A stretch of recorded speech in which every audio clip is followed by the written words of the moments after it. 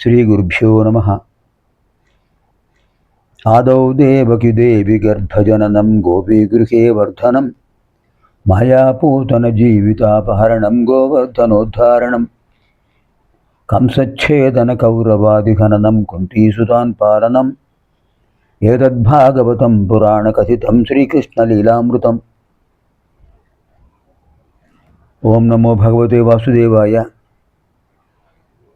ओं क्लीं श्रीकृष्णाय गोविंदाय गोपीजनवल्लभाय नमः। ओं क्लीं श्रीकृष्णाय गोविंदाय गोपीजनवल्लभाय नमः। ओं क्लीं श्रीकृष्णाय गोविंदाय गोपीजनवल्लभाय नमः। ओं क्लीं श्रीकृष्णाय गोविंदाय गोपीजनवल्लभाय नमः। ओं क्लीं श्रीकृष्णाय गोविंदाय गोपीजनवल्लभाय नमः। ओं क्लीं श्रीकृष्णाय गोविंदाय गोपीजनवल्लभाय नमः। ओं क्लीं श्रीकृष्णाय गोविंदाय गोपीजनवल्लभाय नमः। ओं क्लीं श्रीकृष्णाय गोविंदाय गोपीजनवल्लभाय नमः। ओं क्लीं श्रीकृष्णाय गोविंदाय गोपीजनवल्लभाय नमः। ओं क्लीं श्रीकृष्णाय गोविंदाय गोपीजनवल्लभाय नमः। ओं क्लीं श्रीकृष्णाय गोविंदाय गोपीजनवल्लभाय नमः। इदानीं वयं सर्वे श्रीमद्भागवत महापुराणे पंचमस्कंधे तृतीयाध्याये प्रवेशामः। అగ్నిధుడి కుమారులు 9 మంది కూడా ఎవరెవరు? నాభి, కింపురుషుడు, హరివర్షుడు, ఇలావృతుడు, రమ్యకుడు, హిరణ్మయుడు, కురువు, భద్రాసుడు, కేతుమారుడు. ఆ 9 మంది వరుసగా మేరు ప్రజాపతి యొక్క కుమార్తెలు 9 మందిని వివాహం చేసుకున్నారు. మేరుదేవి, ప్రతిరూప, ఉగ్రదష్ట్రి, లత, రమ్య, శ్యామ, నారి, భద్ర, దేవవీతి.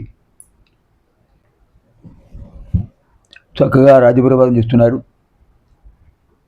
అగ్నిధుడి కుమారుడు నాభి మహారాజుకు సంతానం లేదు. తన భార్య మేరుదేవిని వెంటబెట్టుకొని బయలుదేరాడు. పరిపాలనా బాధ్యతను మంత్రులకు అప్పగించాడు. నిష్ఠాగరిష్ఠుడై యజ్ఞపురుషుడిని ఆరాధించాడు. ఎవరండి యజ్ఞపురుషుడు? శ్రీ మహావిష్ణువే. యజ్ఞం చేయడం ప్రారంభించాడు సంతాన ప్రాప్తి కోసం. నాభి మహారాజు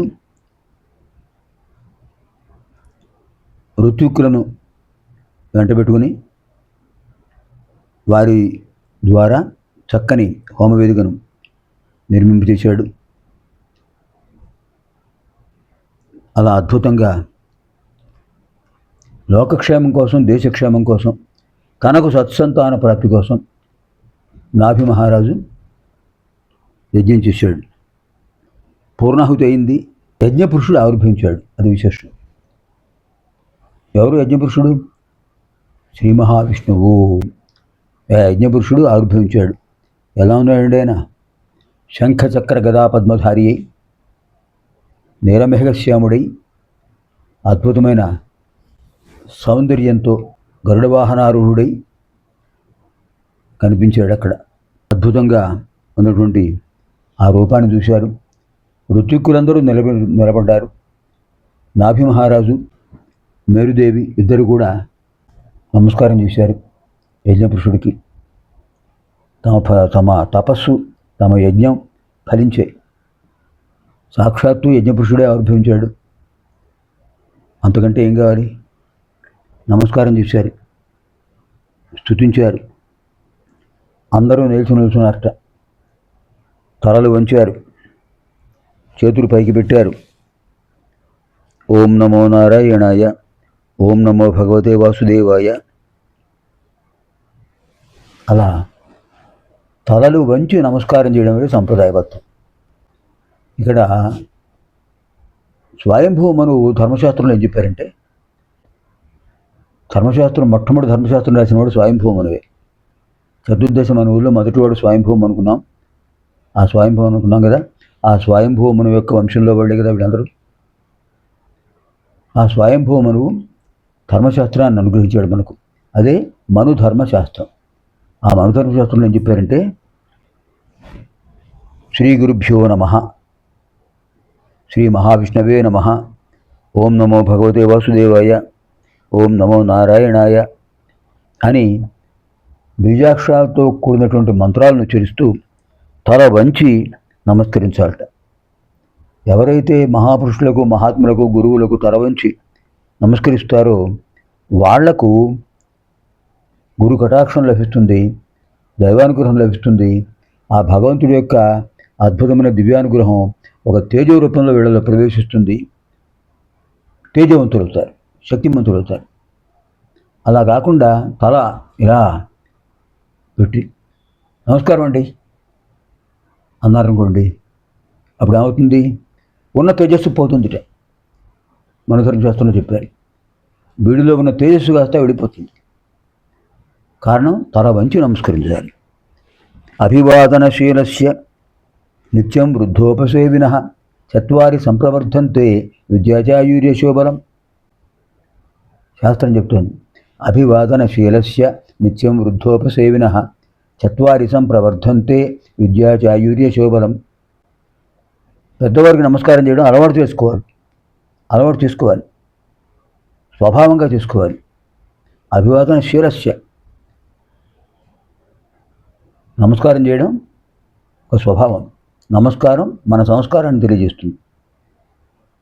నిత్యం వృద్ధోపసేవినః, పెద్దలు గురువులు వారిని సేవించాలి, వారు చెప్పే మంచి మాటలను వినాలి, అవగాహన చేసుకోవాలి, ఆచరణలో పెట్టాలి. అలాంటి వాళ్ళకి 4 విషయాలు అభివృద్ధి పొందేట. విద్యా చాయుర్య శోబలం. విద్య, ఆయువు, యశ, బలం. విద్యాభివృద్ధి, ఆయురాభివృద్ధి, యశోభివృద్ధి, మానసిక దైహిక బలం అభివృద్ధి పొందేట. అలా అందరూ కలిసి నిల్చున్నారు, నమస్కారం చేశారు, యజ్ఞపురుషుడిని స్తుతించారు. కిం వాంఛసి మహారాజా అన్నట్టు స్వామి. ఏమయ్యా నీకేం కావాలి అని అంటే, నాభి అన్నాడు, స్వామి నాకు సత్సంతాన ప్రాప్తి కావాలి. సత్సంతానం కోసం నేను యజ్ఞం చేశాను. అగ్నిముఖావై దేవాహ, దేవతలకు ఈ హవిస్సులే ఆహారం. ఆ దేవతల అనుగ్రహంతో మేము సంతోషంగా ఉంటాం. దేవాన్ భావయతాదేన తే దేవా భావయంతు పరస్పరం భావయంతు శ్రేయ పరమాప్సుత. దేవతల సంతోషం కోసం మానవులు యజ్ఞాలు చేయాలి, మానవుల సంతోషం కోసం దేవతలు సస్యశ్యామృత్వాన్ని కల్పించాలి, సకాల వృష్టిని కల్పించాలి. సరే, నీకు కుమారుడు లభించాలి. ఎటువంటి వాడు లభించాలి? స్వామి షడ్గుణైశ్వర్య సంపన్నులు మీరు. అలాంటి షడ్గుణైశ్వర్య సంపన్నతో కలిగిన వాడు నాకు కుమారుడు కావాలి అని అంటే, అప్పుడు అన్నారాయన, షడ్గుణైశ్వర్య సంపన్నత్వం కలిగిన వాడు నాలాంటి వాడు జన్మించాలంటే ఎవరుంటారు?